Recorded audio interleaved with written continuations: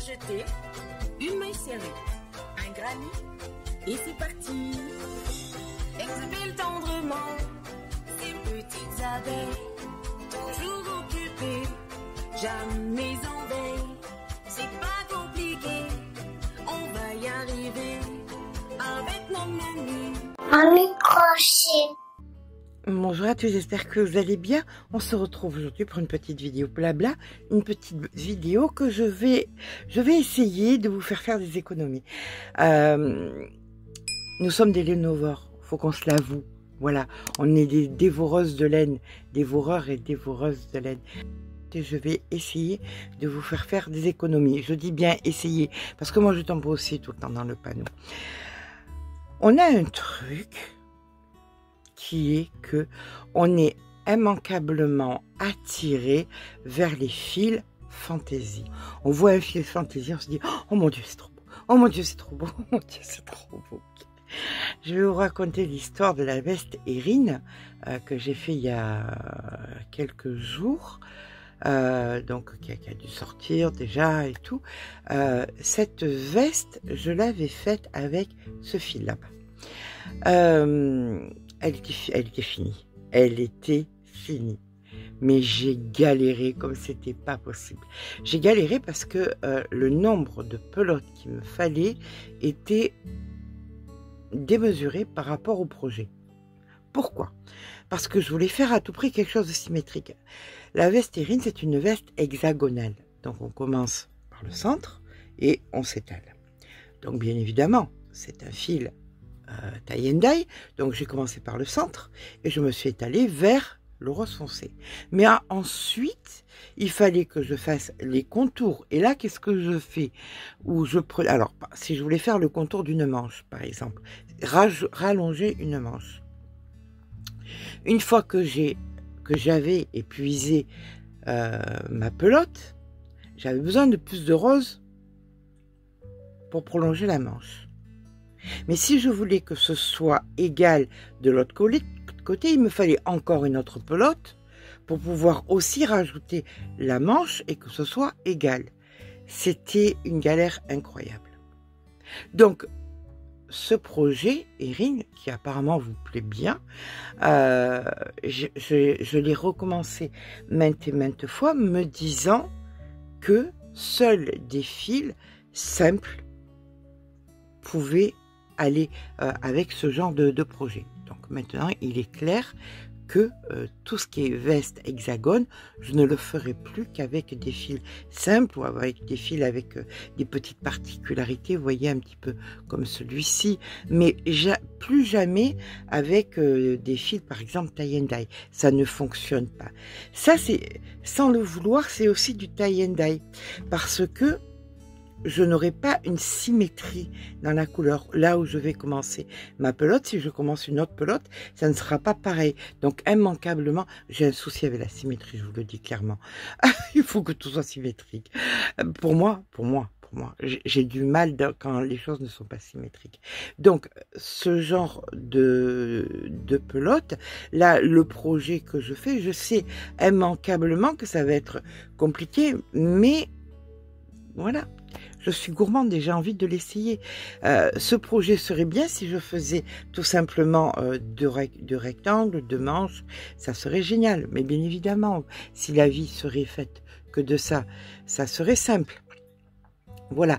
Donc, tout ce qui est fil fantaisie, ayez d'abord l'idée du projet que vous voulez faire et posez-vous la question si c'est adapté. Si c'est adapté sur la longueur, si ça va faire joli quand il va falloir que vous changiez de couleur, combien de pelotes si vous voulez changer de couleur. Il n'est pas inintéressant d'avoir plutôt dans ces placards du fil uni avec des petites particularités, vous voyez, comme ceci. Mieux vaut avoir d'abord l'idée du projet, se dire ça match avec le tuto de demain, ça match super bien avec ce fil. Mais par exemple, la veste Erin, ça ne fonctionnait pas. L'Alexa, je l'avais fait aussi avec l'Alexa, ça ne fonctionnait pas non plus avec. Ces fils-là, ces jolis fils fantaisie, l'Alexa qui est fait d'ananas. Dès que vous avez un fil fantaisie, si vous voulez faire un motif, ça ne fonctionne pas. L'œil est attiré vers le fil, vers les changements de fil, vers la particularité de fil, vers la fantaisie du fil et on perd directement le motif. Donc, si vous avez un tuto avec un motif particulier, comme l'Alexa que j'ai été donc obligée, ça me fait un peu...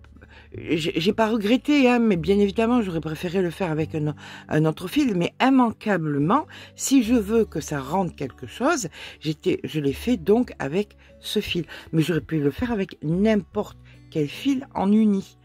Si je l'avais fait avec un fil fantaisie, ça n'aurait pas matché.